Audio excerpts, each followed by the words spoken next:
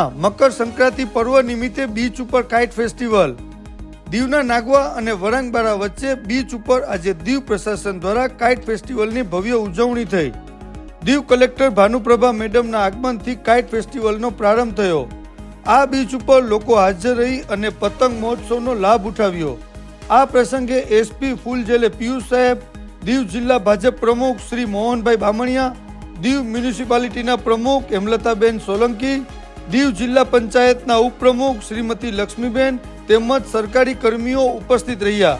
આ બીચ ખૂબ જ સુંદર અને રમણીય હોય અને ભવિષ્યમાં પ્રશાસક પ્રફુલ પટેલ સાહેબને આ બીચનો નાગવા અને ગોગલા બીચ જેવો વિખ્યાત બનાવવાનો હોય, જેની શરૂઆત આ મકર સંક્રાંતિના પર્વથી કરવામાં આવી છે।